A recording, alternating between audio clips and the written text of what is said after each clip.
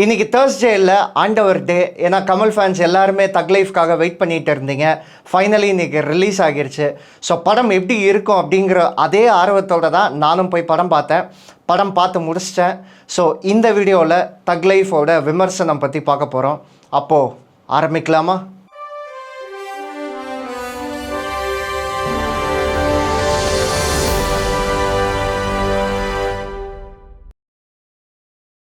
முதல்ல தக் லைஃபோட கதை என்ன அப்படிங்கிறத குயிக்காக பார்த்துடலாம். ஆல்ரெடி நம்ம சினிமா போகனில் தக் லைஃப்க்கு ஒரு ஸ்பெஷல் வீடியோ போட்டிருந்தோம். அதில் கிங் லியர் அப்படிங்கிற ஒரு ஷேக்ஸ்பியர் ப்ளே பற்றி நம்ம சொல்லியிருந்தோம். அந்த கதை தான் தக் லைஃபோட கதையும்.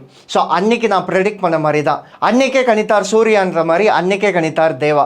ஸோ இந்த கதை என்ன அப்படின்னா, ஃபைட் ஃபார் பவர். இப்போ அவர் அந்த ரிட்டையர்மெண்ட் தருவாயில் இருக்கும்போது அடுத்த படிநிலையில் இருக்கவங்க யார் அந்த பவருக்கு வரப்போறா அப்படிங்கிற அவங்களுக்குள்ள ஏற்படுற மோதல்கள், அந்த மோதல் ஒரு கட்டத்தில் யார் அந்த சாம்ராஜ்யத்தை உருவாக்குனாங்களோ அவங்க மேலேயே திரும்புது. இதுக்கப்புறம் என்ன நடக்குது அப்படிங்கிறது தான் தக் லைஃபோட கதையும். கதை என்றைக்குமே பிரச்சனை இல்லை. ஸோ கதை எவ்வளோ அவுடேட்டடான கதை வேணாலும் எடுக்கலாம். அந்த கதையை எந்த அளவு நம்ம இன்னைக்கு ட்ரெண்டுக்கு ஏற்ற மாதிரி ஸ்க்ரீன் பிளே பண்ணி இன்ட்ரெஸ்டாக கிரியேட் பண்ணுறோம் அப்படிங்கிறது தான் ஒரு படத்தோட வெற்றி இருக்குது. ஸோ ஆரம்பத்திலேயே நம்ம நெகட்டிவ்ஸ் போவேனா, ஸோ எந்த படத்துலையுமே சின்ன சின்ன பாசிட்டிவ்ஸ் இருக்கும்ல. ஸோ ஃபஸ்ட்டு சில பாசிட்டிவ்ஸை டச் பண்ணிடலாம். முதல் பாசிட்டிவ் பெர்ஃபார்மன்ஸஸ்.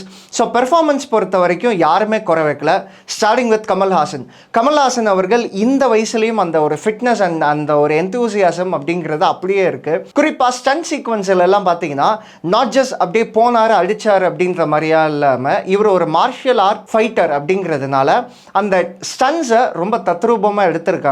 அண்ட் நம்ம கமல்ஹாசன் அதை சூப்பராகவே பெர்ஃபார்ம் பண்ணியிருக்காரு. நிறைய சீன்ஸில் அவரே நடிச்சிருக்காரு. பார்க்க அவ்வளோ ஆச்சரியமாக இருந்தது. அதே மாதிரி எமோஷனல் சீன்ஸை பொறுத்தவரை கமல்ஹாசன் அவர்களுக்கு நம்ம சொல்லியா கொடுக்கணும், எமோஷனல் சீன்ஸ் தானே அவரோட வெயிட்டேஜ். ஸோ இந்த படத்துலையும் அந்த எமோஷனல் சீன்ஸை கேரி பண்ண விதமாகட்டும். குறிப்பாக கமல் அவர்கள் ஒரு சீனில் ஒருத்தர் கிட்ட கெஞ்சிக்கிட்டே போகணும் பின்னாடியே. அந்த சீன்லாம் கமல்ஹாசன் அவர்கள் தூக்கி சாப்பிட்டாரு.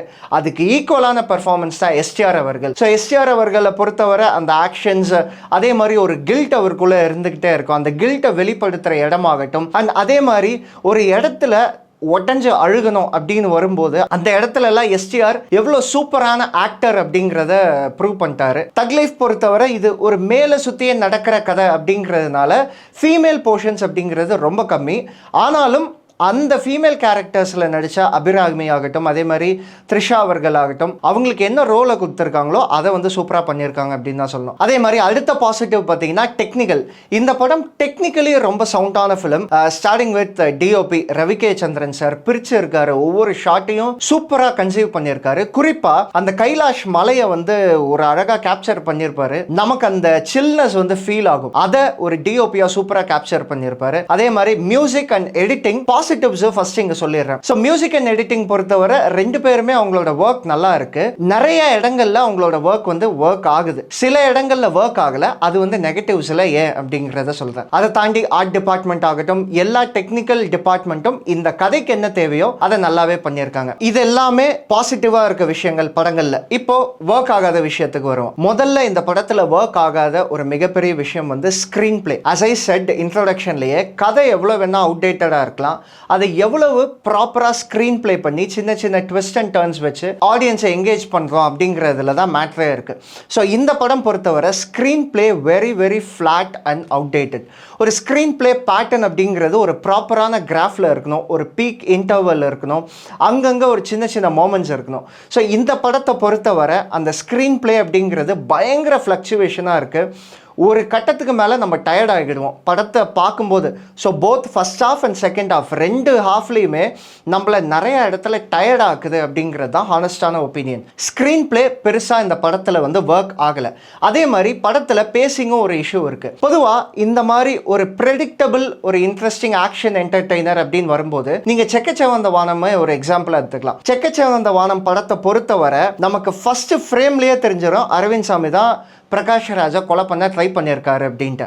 ஆனாலும் அந்த படம் ஏன் வெற்றி அடைஞ்சது அப்படின்னா, அந்த படம் நம்மளை எங்கேயுமே யோசிக்க விடாது. அடுத்து என்ன அப்படிங்கிற அந்த பேசிங் பயங்கர ஃபாஸ்ட்டாக இருக்கும். ஸோ அதனால நம்ம மற்ற விஷயத்தை யோசிக்கவே மாட்டோம். அந்த கதை என்ன நடக்குது அடுத்து அப்படிங்கிறது தான் கான்சென்ட்ரேட் பண்ணுவோம்.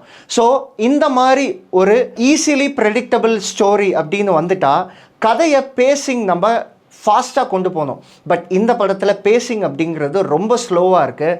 அதனால நமக்கு லாஜிக் இஷ்யூஸ் எல்லாமே நமக்கு கண்ணு முன்னாடி தெரியுது. நிறைய லாஜிக் லூப் ஹோல்ஸ் நம்ம கண்ணு முன்னாடி தெரியறதுக்கு காரணம் என்ன தெரியுமா? இந்த படத்தோட பேசிங் தான் நான் சொல்லுவேன். நம்மளை யோசிக்க வைக்கிறது தான் இந்த படத்தோட பிரச்சனை. அதுவும் குறிப்பாக இன்டர்மிஷன், படத்தோட இன்டர்மிஷன் அப்படிங்கிறது இவங்க கொண்டு போய் ஒரு இடத்துல நிறுத்துறாங்க இல்லையா? எனக்கு விவேகம் படம் ஞாபகம் வந்துருச்சு. நான் படம் பார்த்துனே இருக்கும்போது அடுத்தடுத்து நடக்கிற சீக்வன்ஸ் எல்லாமே எனக்கு விவேகம் படம் மாதிரியே இருக்கு. எங்க நடுவுல இது விண்வெளி நாயகா பாட்டை இங்க போட்டுருவாங்க அப்படின்னு பயந்துனே இருந்தேன். ஐயா தப்பி தவறி கூட அந்த மாதிரி ஒன்று நடந்துடவே கூடாது அப்படின்னு பயந்து இருந்தேன். நல்ல வேலை அப்படியெல்லாம் எதுவுமே நடக்கல. ஸோ அதனால நீங்களும் படம் பார்க்கும்போது உங்களுக்கும் விவேகம் படம் ஞாபகம் வந்தா கமெண்ட்ல சொல்லுங்க. இந்த மாதிரி பல விஷயங்கள் நம்மளை என்கேஜ் பண்ணும், நம்மளை இன்ட்ரெஸ்ட் படுத்தும் அப்படின்னு படத்துல வச்சிருக்காங்க. பட் அது ஒர்க் ஆகலை அப்படிங்கிறது தான் உண்மையான விஷயம். And coming back to music and editing, already நான் எடிட்டிங் பற்றி சொல்லியிருந்தேன், பேசிங் இஷ்யூஸ்.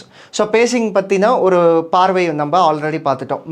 மியூசிக் பொறுத்தவரை நிறைய இடத்துல நம்மளை வந்து சர்ப்ரைஸ் பண்ணுச்சு. உதாரணமாக 5 வண்ண பூவை பாட்டோட பிளேஸ்மெண்ட் அது நிறைய இடங்கள்ல வரும். வர இடம் எல்லாத்துலேயும் அந்த எமோஷனலை கொண்டு வரும். ஆனால் மற்ற பாடல்கள் இருக்குல்ல, குறிப்பாக சிம்புவோட என்ட்ரி, ஸோ அந்த என்ட்ரியில் வர பாட்டாகட்டும் எதுவுமே வந்து சிங்க் ஆகலை அப்படிங்கிறது தான் உண்மை. அண்ட் அதே மாதிரி சில இடங்கள்ல பிஜிஎம்ஸ் வந்து ஆர்கெஸ்ட்ரா அந்த மாதிரி போயிருக்காங்க.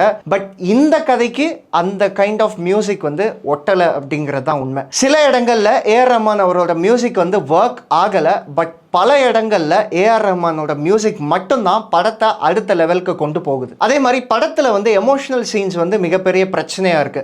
இவங்க இந்த பேசிங் ஸ்லோவா இருக்கிறதுக்கு காரணம் அந்த எமோஷனல் சீன்ஸ் தான் ஒரு வெயிட்டா இருக்கும் அப்படின்னு அதை பேக்கப்பா வச்சிருக்காங்க. பட் அந்த எமோஷனல் சீன்ஸ் ஒர்க் ஆகாதனால நமக்கு படம் பார்க்கும்போது நிறைய இடங்கள்ல டயர்ட் ஆகிடுறோம் நம்ம. ஸோ ஓவரால் படம் எப்படி இருக்கு அப்படின்னு கேட்டிங்கன்னா, ஆரம்பத்தில் அந்த செட்டப்லாம் சூப்பராக வைப்பாங்க.